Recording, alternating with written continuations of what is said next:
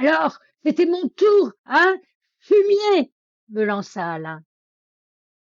Je ne comprends pas un mot de ce que tu racontes, Alain, hasardai-je.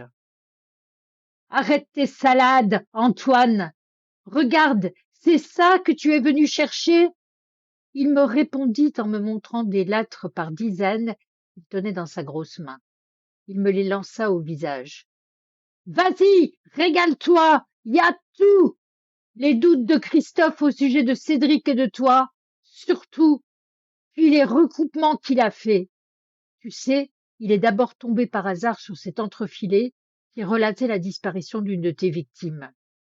Mais tu t'entends? Une de mes victimes? T'es con comme un légume.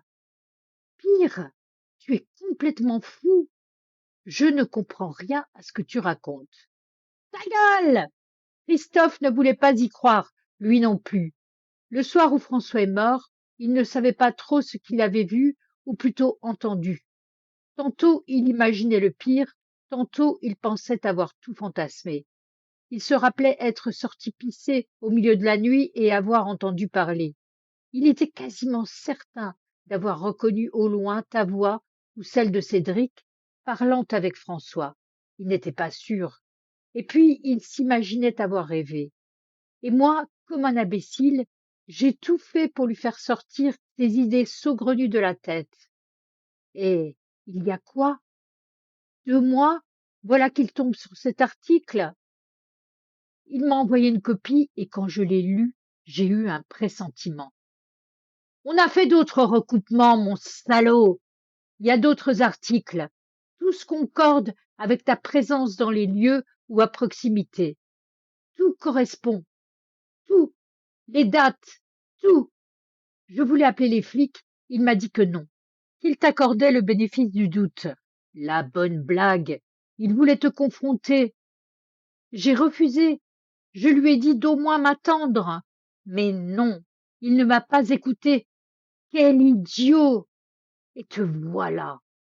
Sandra m'a appris pour son assassinat. Oui, elle m'a prévenu que tu arrivais. Elle n'a rien pigé.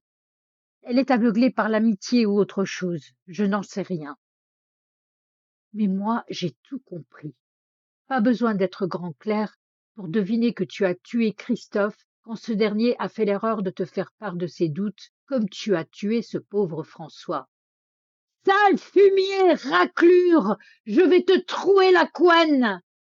Il brandissait son fusil, postillonnant, de plus en plus énervé, de plus en plus rouge, au fur et à mesure qu'il se montait le bourrichon. Comment lui faire comprendre que tout ceci n'était qu'un énorme malentendu? Laisse-moi t'expliquer. Non!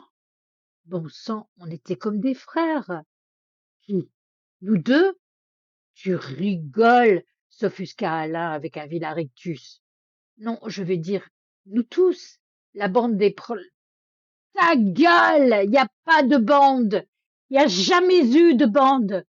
Hurla mon ami. La vérité, c'est que tu t'accrochais à nous comme cette saleté de lierre.